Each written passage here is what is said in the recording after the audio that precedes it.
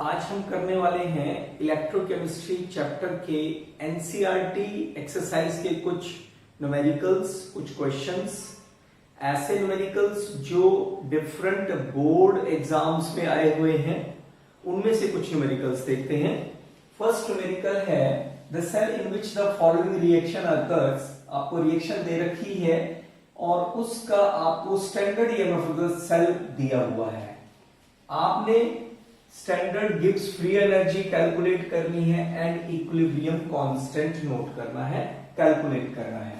हमें पता है कि Gibbs standard Gibbs free energy change that is equal to minus n F standard EMF of the cell. इसका मतलब ये हुआ कि हमें n number of electrons involved in the different reactions ये पता होना चाहिए। तो सबसे पहले देखते हैं यहां पर फेरिक आयन किसमें चेंज हो रहा है, फेरस आयन में। कैसे? By taking electron means ferric ion की रिडक्शन हो रही है। बैलेंस करेंगे इसको तो ये फेरिक आयन 2 इलेक्ट्रॉन इसने लिए तो 2 फेरस आयन में कन्वर्ट हो गए, यानी number of electrons involved in the reaction is 2। अब देखते हैं दूसरी रिएक्शन। दूसरी रिएक्शन में iodide ion oxidised into iodine. तो यहां पर 2 है तो इसको 2 करना पड़ेगा, और जब 2 है तो ये 2 इलेक्ट्रॉन इन्वॉल्व इसमें लॉस होंगे, यानी ऑक्सीडेशन में भी 2 इलेक्ट्रॉन का लॉस हो रहा है और रिडक्शन रिएक्शन में भी 2 इलेक्ट्रॉन का गेन हो रहा है। तो इसलिए n की वैल्यू आ गई 2। f हमें पता है 96500 कूलम्स होता है। अब ये वैल्यू यहां पर रख देते हैं। माइनस n कितना है 2, f is 96500 coulombs and standard EMF of the cell की वैल्यू हमें दे रखी है 2.36 वोल्ट। और जब इसको हम कैलकुलेट करते हैं तो ये वैल्यू आती है -145 देन 550 जूल पर मोल। पर मोल आप लिख सकते हैं यहां पर, और इसको किलो जूल में कन्वर्ट करेंगे तो ये वैल्यू हो जाएगी 45.550 किलो जूल पर मोल। ये तो आ गया हमारे पास स्टैंडर्ड फ्री एनर्जी चेंज यदि हमें standard EMF of the cell पता हो। लेकिन आप इसी से इक्विलिब्रियम कांस्टेंट कैसे निकालेंगे? उसके लिए रिलेशन हमें पता है standard free energy change equal to -2.303 RT log K। R आपको पता है 8.314 जूल पर केल्विन पर मोल होता है। टेम्परेचर आपको दे रखा है 298 केल्विन पर रिएक्शन हो रही है। डेल्टा G आपको पता है तो आप यहां से K की वैल्यू निकाल सकते हैं। R की वैल्यू हमें पता है 8.314 जूल पर केल्विन पर मोल होता है। इसलिए क्योंकि ये हमारी वैल्यू किलो जूल में है तो इसको हमें क्या करना होगा, किलो जूल में कन्वर्ट करना होगा। किलो जूल पर केल्विन पर मोल। टेम्परेचर हमें दे रखा है 298 केल्विन है। डेल्टा जी की वैल्यू हमें पता है तो ये वैल्यू पुट कर देते हैं -45.55 kilo joule per mole equal to -2.303। R is 8.314 into 10⁻³ into 298 Kelvin into log K। तो यहां से log K आ जाएगा हमारे पास 45.55 divided by 2.303 into 8.314 10⁻³ into 298। जब इसको हम सॉल्व करेंगे तो ये 10⁻³ ऊपर 1000 से मल्टीप्लाई हो जाएगा। Then you can divide the content easily. तो यहां से जो log K की वैल्यू आती है वो आती है 7.983। अब K की वैल्यू लेने के लिए मुझे क्या लेना होगा, एंटी लॉग लेना होगा। किसका? 7.983 का। वो हम कैसे देखते हैं, 0.98 के कॉलम में 3 की सीरीज की वैल्यू हम नोट करते हैं। ये वैल्यू आती है 9616। अब पॉइंट से पहले क्या डिजिट है 7, इसमें 1 ऐड करते हैं और उतने के बाद हमें डेसिमल लगाना है, यानी 1 2 3 4 5 6 7 8 यहां डेसिमल आ जाएगा, यानी ये वैल्यू हो गई आपके पास। तो ये वैल्यू को आप सिंपल हम कन्वर्ट करें तो 1 2 3 डेसिमल को इधर शिफ्ट करते हैं, 1 2 3 4 5 6 7 यहां डेसिमल शिफ्ट कर रहे हैं तो 9.616 इंटू 10⁻⁷ ये वैल्यू आ जाएगी इक्विलिब्रियम कांस्टेंट की। Calculate the potential of hydrogen electrode in contact with a solution whose pH is 10। Solution की पीएच दी हुई है, यानी कंसंट्रेशन ऑफ एच आयन दिया हुआ है। हमने हाइड्रोजन इलेक्ट्रोड का पोटेंशियल कैलकुलेट करना है, इलेक्ट्रोड पोटेंशियल बताना है। तो उसके लिए हमें पता है जो सेल रिएक्शन होगी वो क्या होती है, H ion reduced into the hydrogen gas. इसको बैलेंस कर लेते हैं रिएक्शन को, ये बैलेंस हो गई। हमें पता है नर्स्ट इक्वेशन के accordingly the electrode potential of the electrode is equal to standard electrode potential minus 0.0591 upon m into log of molar concentration of the product. वो हाइड्रोजन है, प्योर स्टेट में है तो ये 1 हो जाएगी, divided by molar concentration of H ion, ये हमें पता है। स्टैंडर्ड हाइड्रोजन इलेक्ट्रोड का जो इलेक्ट्रोड पोटेंशियल होता है वो तो 0 होता है, और इसमें जो रिएक्शन इन्वॉल्व है वो 1 इन्वॉल्व है, इसलिए ये आ गया log of molar concentration of H ion. लेकिन एच आयन की कंसंट्रेशन आपको नहीं पता है, आपको क्या दे रखा है, पीएच दे रखी है। पीएच आपको पता है negative logarithm of H ion होता है, दैट इज 10। इसलिए जो एच आयन की कंसंट्रेशन होती है दैट इज 10⁻⁻10। आप चाहे तो इसको करके भी देख सकते हैं, दोनों तरफ लॉग ले लीजिए, log of H ion equal to log of 10⁻⁻10। So log of H ion equal to -10 into log 10, log 10 to the base e is 1, minus को इधर लाएंगे तो minus H ion equal to 10, और ये क्या होता है, pH इज इक्वल टू 10। तो इस तरीके से हमें pH यदि 10 दे रखी है तो इसका मतलब एच आयन की जो कंसंट्रेशन होगी वो कितनी होगी, 10⁻⁻10 हो जाएगी। तो log ऑफ 1 अपॉन 10⁻⁻10 ये वैल्यू आ गई। अब इसको सॉल्व करेंगे हम, 0.591 ये कितना हो जाएगा, log ऑफ 10⁻10 हो जाएगा, और log 10 टू द पावर 10 यानी log m पावर n कितना होता है, n into log m, that is -0.0591 into 10 log 10 हो जाएगा। log 10 की वैल्यू 1 होती है तो ये आ गया इंटू 10, और ये आंसर हो गया 0.0591 वोल्ट। ये ईएमएफ आ जाएगा, ये इलेक्ट्रोड पोटेंशियल आ जाएगा हाइड्रोजन इलेक्ट्रोड का। Suggest a way to determine the limiting molar conductivity for water. According to Kohlrausch law हमें पता है limiting molar conductivity of water equal to the sum of ionic conductivity of H ion and ionic conductivity of OH ion। यानी हमारे पास यदि दो ऐसे strong electrolyte हो जिसमें H ion और OH ion हो तो वहां से आप वाटर की लिमिटिंग मोलर कंडक्टिविटी की वैल्यू को कैलकुलेट कर सकते हैं। सपोज हमें यदि limiting molar conductivity of HCl की पता हो और limiting molar conductivity of strong electrolyte NaOH की पता हो तो ये हो जाएगा limiting molar conductivity of H ion and chloride ion, और ये हो जाएगा sodium ion and hydroxide ion की आयनिक कंडक्टिविटी।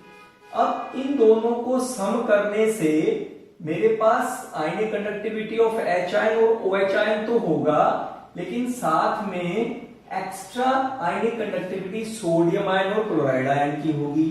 तो उसके लिए ये भी स्ट्रॉन्ग इलेक्ट्रोलाइट है।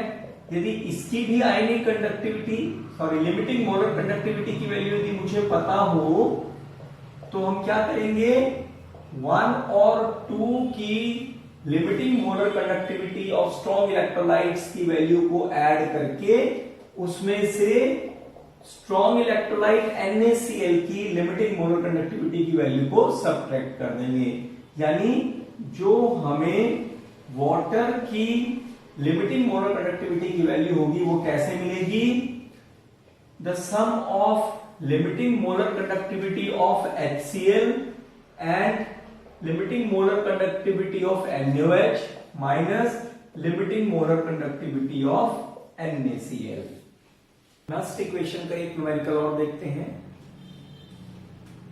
Right the next equation and EMF of this cell, जिसमें हमें स्टैंडर्ड इलेक्ट्रोड पोटेंशियल दिया हुआ है ब्रोमीन इलेक्ट्रोड का।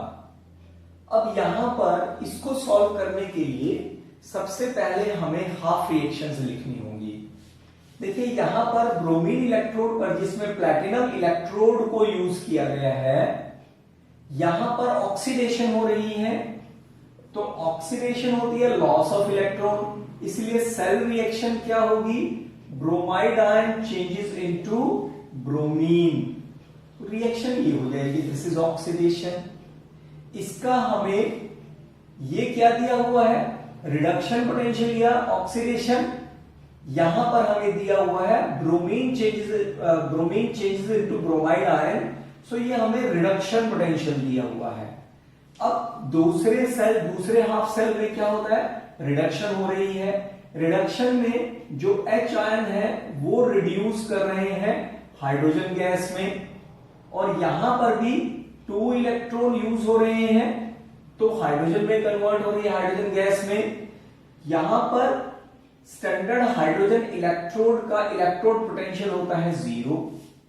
अब हम यहां से ओवरऑल रिएक्शन भी लिख सकते हैं, और यहां से हम standard EMF of the cell भी निकाल सकते हैं, जिसकी हेल्प से हम EMF ऑफ द सेल निकालेंगे।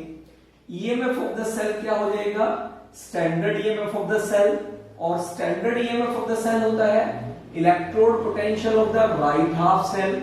राइट हाफ सेल क्या है हमारा, H ion hydrogen minus standard reduction potential of the left half cell.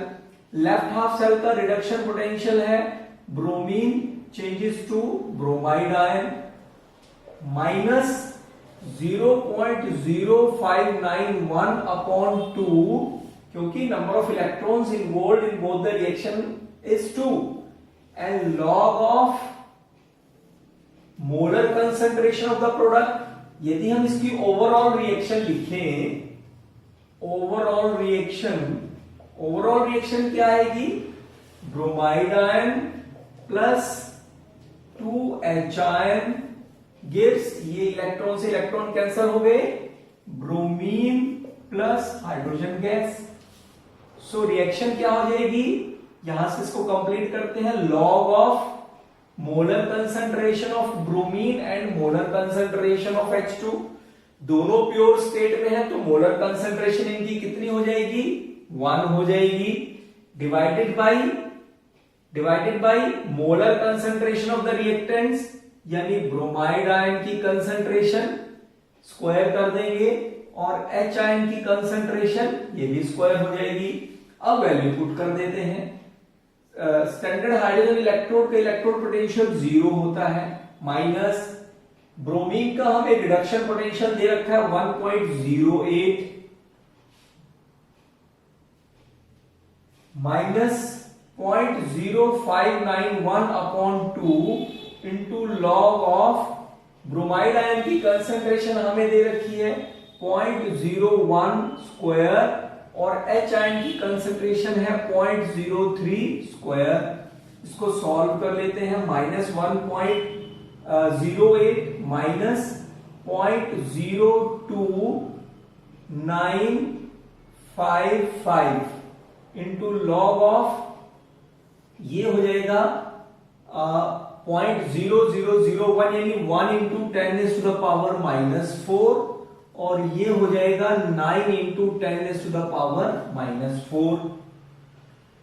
इतने पोर्शन को जब हम सॉल्व करें तो ये 10⁸, ऊपर गया तो 10⁸ हो गया, डिवाइडेड बाई 9 हो गया, ऊपर कर लीजिए आप 10⁻7 की फॉर्म में इसको लिख लीजिए और इसको डिवाइड करेंगे तो ये वैल्यू आ जाएगी हमारी log ऑफ 1.111 इंटू 10⁻7। इसको अब सॉल्व कर लेते हैं। इसको सॉल्व कैसे होगा, -0.0295 into log of 1.11 plus log m into n, that is log m plus log n, और ये हो गया log m पावर n। ये वैल्यू कितनी हो जाएगी, 7 हो जाएगी। -1.08 माइनस 0.295 और log 1.111 का जो log है ये आता है 0.0457, ये वैल्यू आती है 1 की लाइन में। अब जब 1 देखते हैं तो वैल्यू आती है 0.457। डेसिमल आपने यहां लगाया, इससे पहले क्या लिखेंगे, जितने जो नंबर है उसमें से 1 माइनस किया 0, तो यहां आपने 0 लगा दिया, प्लस 7 आ गया। और इसको जब आप सॉल्व करेंगे ये वैल्यू आती है -1.288 वोल्ट। तो इस तरीके से ये हमारे पास इस सेल का ईएमएफ ऑफ द सेल आ जाता है। एक और न्यूमेरिकल एनसीईआरटी का, predict if the reaction between the following is feasible, यानी फेरिक आयन और आयोडाइड आयन में क्या रिएक्शन फिजिबल है और सिल्वर और फेरिक आयन में क्या रिएक्शन फिजिबल है, उसके लिए हमें स्टैंडर्ड इलेक्ट्रोड पोटेंशियल्स दे रखे हैं। तो सबसे पहले हम इसकी बात करें, यहां पर ये रिडक्शन पोटेंशियल दिया हुआ है हमें और आयोडीन का भी रिडक्शन पोटेंशियल दिया हुआ है, बट यहां पर फेरिक की रिडक्शन पोटेंशियल ज्यादा है, इसका मतलब यहां पर रिडक्शन होगी और इसकी ऑक्सीडेशन होगी। यदि ऐसा है तो सेल क्या होगा, iodide ion oxidised into iodine using the platinum electrode, और जो फेरिक आयन है that get reduced into the ferrous ion using platinum electrode। अब जो EMF of the cell है, standard EMF of the cell, that is equal to standard electrode potential of the right half cell minus standard electrode potential of the left half cell। right half cell कौन सा है, iron का, plus 0.77 minus left half cell iodine 0.541। Value आ गई हमारे पास, value आ गई 9, 2 and 2 0 इतने वोल्ट वैल्यू आ गई। अब हमें पता है इलेक्ट्रोकेमिकल सीरीज की एप्लीकेशन में हमने पढ़ा था, if standard EMF of the cell is positive then reaction is feasible, तब रिएक्शन जो होती है वो पॉसिबल होती है। अब देखते हैं दूसरा पार्ट इसका, यहां पर सिल्वर एंड फेरिक आयन में रिएक्शन है। सिल्वर जो मेटालिक फॉर्म में है तो इसका मतलब इसकी तो ऑक्सीडेशन ही होने वाली है, यानी सिल्वर ऑक्सीडाइज करेगा सिल्वर आयन में, और जो फेरिक आयन है उसकी रिडक्शन होगी फेरस आयन में। तो इसलिए standard EMF of the cell क्या आ जाएगा, electrode potential of the right half cell minus electrode potential of the left half cell. Right half cell कौन सा हुआ, जिस पर रिडक्शन हो रही है, यानी आयरन पर, और आयरन का रिडक्शन पोटेंशियल हमें पता है 0.77 volt, minus left half cell कौन सा है, सिल्वर, इसका कितना है प्लस 0.80, यानी ये आ गया माइनस 0.03, 0.03 वोल्ट आ गया। यहां से हम इसको ऐसे कर लेते हैं, सब्ट्रैक्ट करेंगे तो ये 3 हो जाएगा, ये 0, तो 0.03 वोल्ट आ गया। अब क्योंकि ये वैल्यू माइनस में है तो इसलिए रिएक्शन इज नॉट फिजिबल। तो ये जो रिएक्शन हो गई इनके बीच में वो फिजिबल नहीं होगी। एनसीईआरटी से ही एक और problem, consider the reaction dichromate ion reacted with the hydrogen ion, it get reduced to form the chromium ion and water. And what is the electricity in coulombs needed to reduce 1 mole of dichromate ion? 1 mole dichromate ion को reduce होने में कितनी electricity require होगी? आपको याद होगा Faraday's laws of electrolysis में हमने डिस्कस किया था कि एक रिएक्शन में जितने इलेक्ट्रॉन्स इन्वॉल्व होते हैं उतने फैराडे इलेक्ट्रिसिटी रिक्वायर होती है for the production of 1 mole of the substance. यहां पर रिडक्शन की बात कर रहे हैं तो इसके 1 मोल को रिड्यूस होने में जितने इलेक्ट्रॉन्स इस रिएक्शन में इन्वॉल्व है उतने फैराडे इलेक्ट्रिसिटी यूज होगी। यानी 1 mole of dichromate ion reduce by 6 Faraday of electricity. लेकिन हमें आंसर किसमें निकालना है? कूलम्स में निकालना है।